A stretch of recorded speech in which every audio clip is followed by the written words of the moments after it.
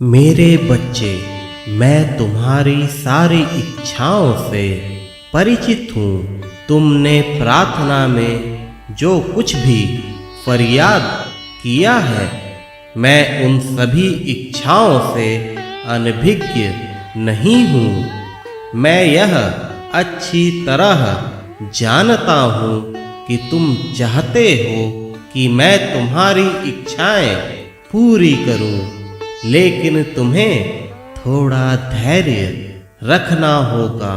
मेरे बच्चे, मैं अभी तुम्हारी ज़रूरतों पर काम कर रहा हूँ, क्योंकि इच्छाओं से अधिक महत्वपूर्ण ज़रूरत है। क्योंकि कुछ वक्त तक तुम अधूरी ख्वाहिशों के बिना जी सकते हो, लेकिन ज़रूरत की चीज़ों के बिना नहीं रह सकते। एक बार मैं तुम्हारी सभी ज़रूरतें पूरी कर दूं, फिर धीरे धीरे मैं तुम्हारी इच्छाएं भी पूरी कर दूंगा। यह मेरा वचन है। मेरे बच्चे, मुझे यह अच्छी तरह ज्ञात है कि तुम बहुत सारी आवश्यक चीज़ों के बिना जीवन जी रहे हो। तुमने बहुत कष्ट उठाए हैं। पहले तुम्हारी आवश्यक चीज़ों की उपलब्धता अति शीघ्र होनी आवश्यक है, जिससे तुम अपने आगे का जीवन अधूरेपन में ना गुजारो। मेरी यह प्राथमिकता रहती है कि मेरे बच्चे अपने जीवन को अच्छे से जिएं। उन्हें मूलभूत ज़रूरत की सामग्री अवश्य प्राप्त हो, ताकि उनके जीवन में जो अभाव का माहौल है वह समाप्त हो जाए। वो खुशी खुशी अपने परिवारजनों के साथ जीवन अच्छी तरह जी पाएं। मेरे बच्चे, जीवन में तमन्नाएं बहुत सी होती हैं और तमन्ना रखनी भी चाहिए। तमन्नाओं के बिना जीवन में कभी रौनक नहीं हो सकती। तुम्हारे मन में भी बहुत सी तमन्नाएं हैं, जिनकी डोर तुमने पूर्ण रूप से मुझसे बांध रखी है, क्योंकि तुम्हारा सर्वस्व ही मैं हूँ।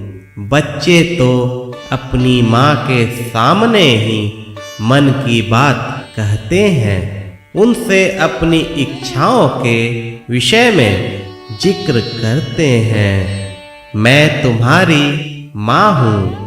तुम मुझसे नहीं कहोगे तो किन से कहोगे?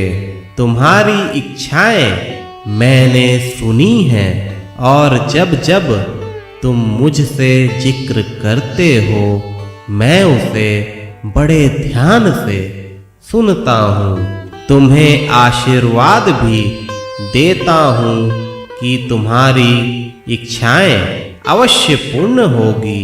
तुम्हारा साईं तुम्हें किसी भी कोने से अधूरा नहीं छोड़ेगा। तुम्हारे हर मुराद की पूर्ति होगी। जैसा तुमने सोचा है उससे कहीं ज्यादा बढ़कर होगी। मेरी शरण आ खाली जाए हो तो कोई मुझे बताए। मेरी शरण में आया हुआ कोई भी भक्त कभी भी खाली नहीं लौटा है, ना ही कभी खाली लौटेगा। यह मेरा वचन है। अगर कोई भक्त मुझसे तन मन धन से जुड़ा हो और उसे मेरे दरबार से खाली हाथ जाना पड़ा हो, ऐसा एक भी इंसान हो तो मुझे बताए। मेरा वैशिष्ट ही ऐसा है कि साईं के दरबार से कोई भी खाली हाथ जाता नहीं, ना ही भविष्य में कोई भी खाली हाथ लौटेगा। मेरी भावपूर्वक भक्ति करो। संसार के सारे दृश्यों में मेरी सर्वव्यापकता को अनुभव करो। तुम्हारा साईं तुम्हें भरपूर देगा। तुम्हारी झोली कभी भी खाली नहीं रहेगी। तुम्हारी झोली हमेशा के लिए खुशियों से भर जाएगी। हमेशा खुश रहो। मेरा आशीर्वाद सदैव तुम्हारे साथ है।